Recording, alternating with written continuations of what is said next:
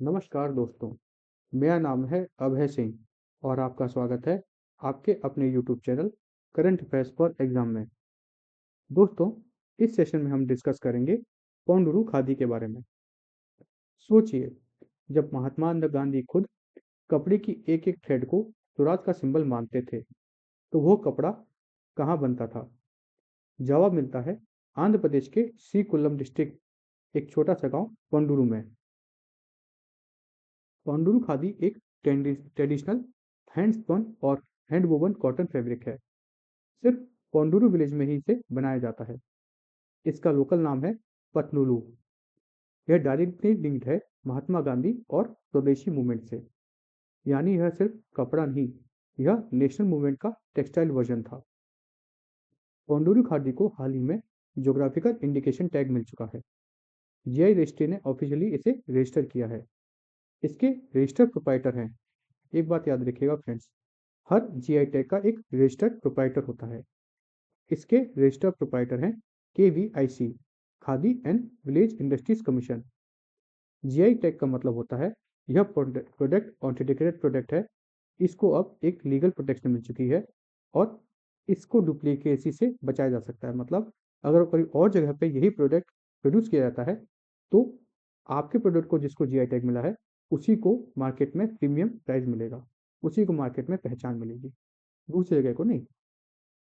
UPSC में बोलें तो जीआई का मतलब place plus people plus process का रिकॉग्निशन। पौंडुरू खादी बनती है शॉर्ट स्टेपल हिल कॉटन से।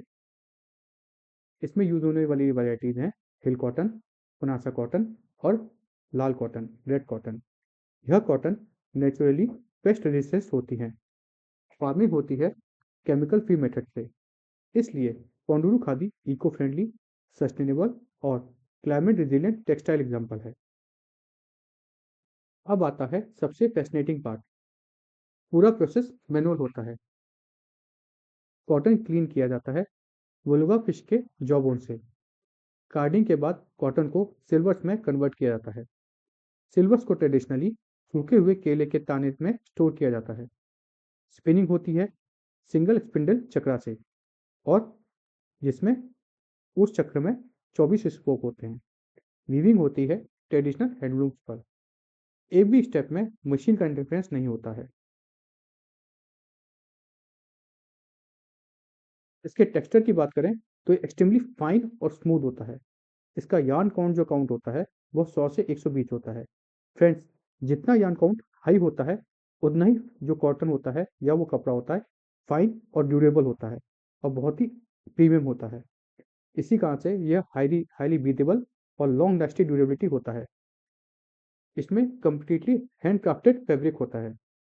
इस लेवल का फाइननेस नॉर्मली मशीन टेक्सटाइल में ही मिलता है।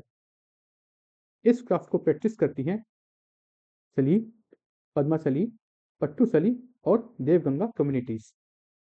घर घर में होम बेस्ड हेमलूम्स होते हैं। खादी सिर्फ लाइवलीहुड नहीं बल्कि यहाँ की कल्चर आइडेंटिटी है। पहले पौंडुरू के ज़्यादातर घरों में लूम होता था। खादी यहाँ की एक्सपोर्ट होती थी और वो होती थी यूएसए, जापान, डेनमार्क और स्वीडन तक। जीआई टैग आने से आर्टिशंस की इनकम अब बढ़ेगी क्योंकि अब यहाँ के पौंडुरू खादी को एक अलग पहचान मिल चुकी है। एम्प्लॉयमेंट और जनरेट होगा।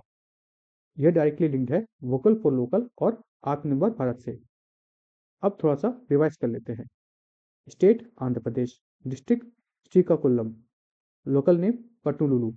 जीआई प्रोप्राइटर कौन है? KVIC, Khadi and village industries commission. इसका जो टूल है इसको करने का साफ वो वलुगा फिश के जॉब ऑन। और यार्न काउंट कितना होता है? 100 से 120। तो याद रखिए फ्रेंड्स, पौंडुरू खादी सिर्फ कपड़े